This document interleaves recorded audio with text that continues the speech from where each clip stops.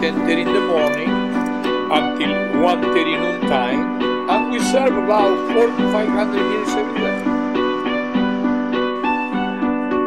If you look into the hour that we open, 10:30 in the morning, had lunch. That's no breakfast, had lunch.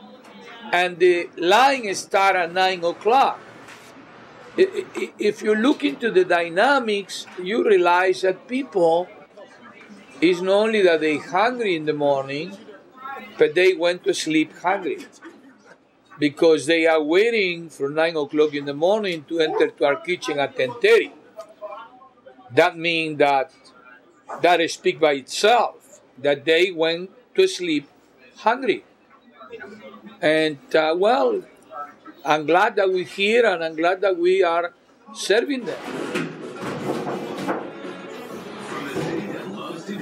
Occupy people are connected through us because we are serving the community, and we are for justice. We are a church, a non-profit organization. I'm the reverend of the church, and as a follower of the Lord was all about justice. And they do not have any particular place where to cook, and I open the doors for them. The volunteers who come here from the Wall Street movement, they work for the food, to prepare the food every single day, 5 days a week, and they serving hot meals. Yes, it is a very good relationship. From the volunteers from Wall Street, like ourselves, that we own this place.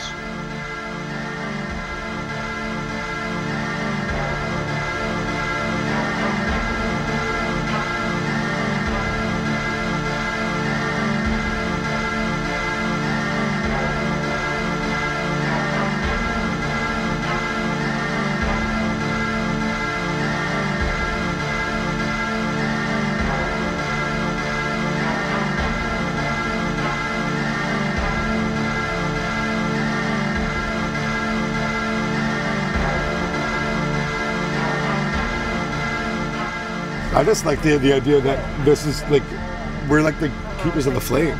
You know, as long as meals come there every day at 6 o'clock, there's something official that there's still something going on. That's kind of how I feel about it. I mean, when I got involved in kitchen, I came down to Occupy from Toronto, and I had an opportunity to like help out in some concrete way, so I just started doing it. If we can't feed this movement, how are they going to be able to do the direct actions that we've been doing, especially coming up in May Day in about 3 weeks?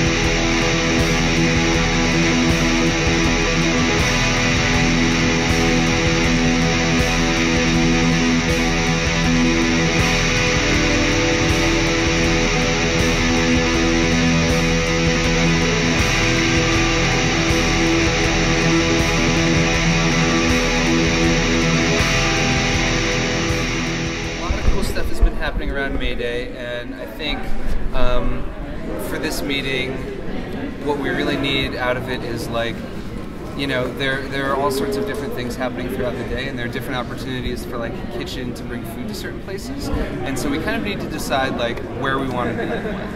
Well, my question is, did you already put in the order for the food you wanted? I know this has been on the email thread, but regional access, Bill put in an order with them this morning for $860 worth of food, which is totally awesome.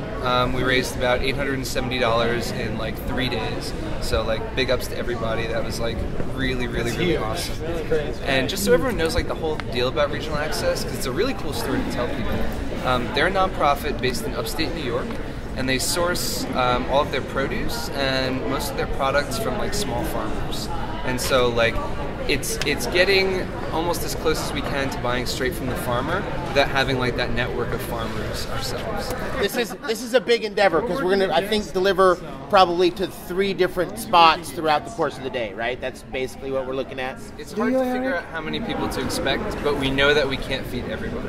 Right. And like, no, that's basically what we've been putting out to as many groups as we can is like trying to treat this like a big potluck. You know, like everyone who's coming, like bring food. That would be totally awesome. You know. Yeah. Let's talk about how we're going to have people eat breakfast cereal at a place that's not permanent. You know, how do you want to do that? What's the plan? Well, I have a suggestion. We have cereal boxes. We could make our own cereal bars. We could just turn those into cereal bars and deliver the bars. I don't know if everyone was like involved in like N17 stuff, but that worked out really well. What we did was like we couldn't serve food, so what we had done was we like pre-packaged like 3,500 sandwiches or something, and we just gave them out to people in saran wrap, and that was like really cool. So I think that idea is.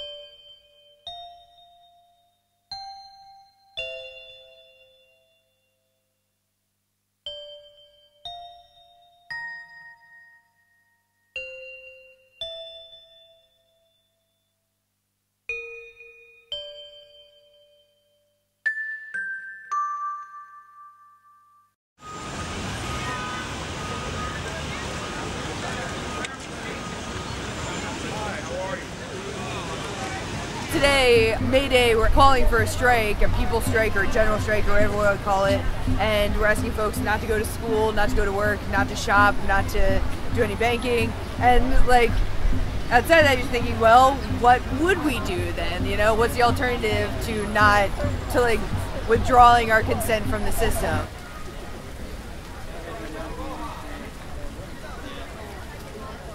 We have, as a group, a lot of skills, a lot of resources, and a lot of labor that we could possibly do, you know, a lot of bodies. So why don't we just share in that, you know, and try to provide for each other in a way that doesn't make us rely on these giant institutions that are just taking advantage of us anyway. Mutual aid is like creating cooperation, so we're cooperating with each other, and also like with the understanding that like the survival and health of a community is like integral to the survival and health of an individual.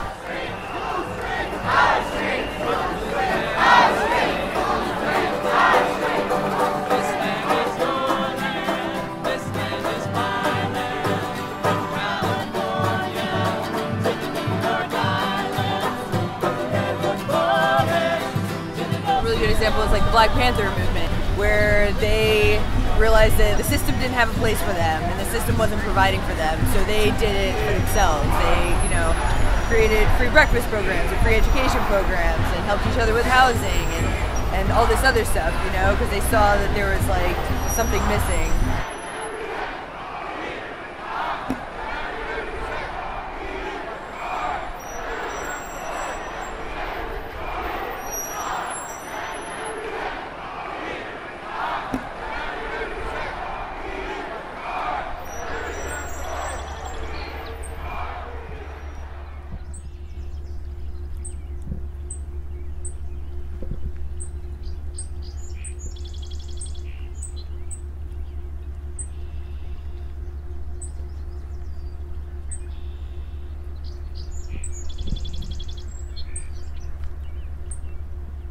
That's why the food movement is so interesting. It's an arena, a strategic arena of organizing, because it's where we can organize around beyond, across caste and class lines.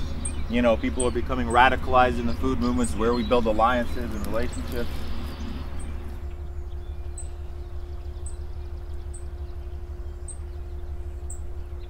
I had a friend come up to me one time, and he's also a farmer.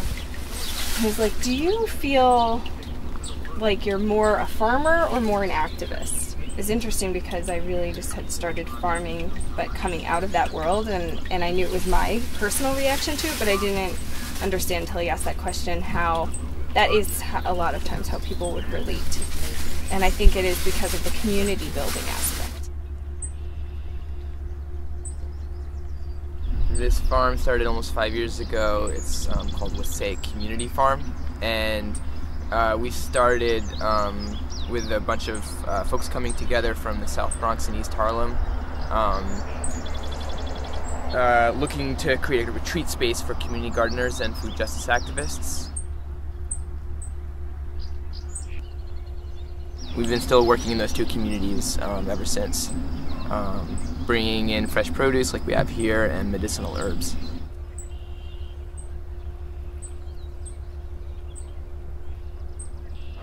Farming is a long-term process where it takes years to break in the land. I think for farmers, the issue of occupying space really made sense, and a lot of us small farmers from the region supported the Occupies with produce.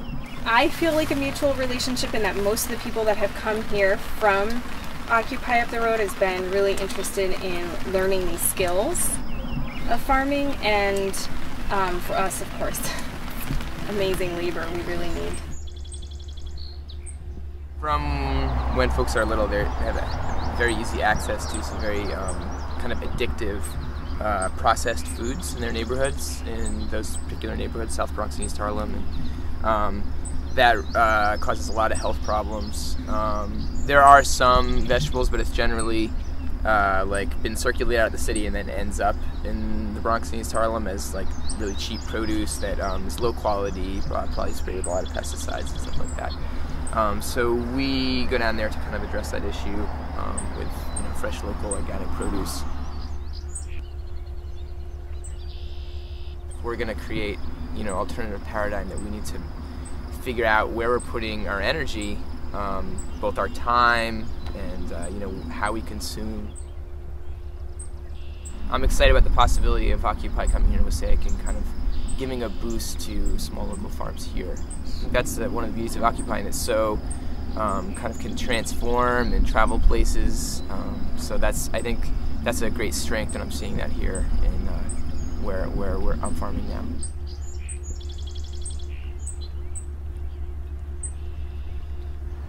The food industry, nonetheless, what's actually in our food, but convenience. And we don't even know what the hell's in it.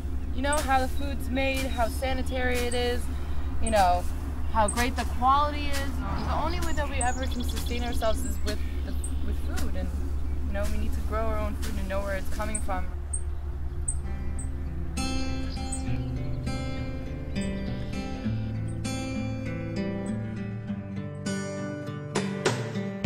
There's a wind that blows in from the north, and it says that loving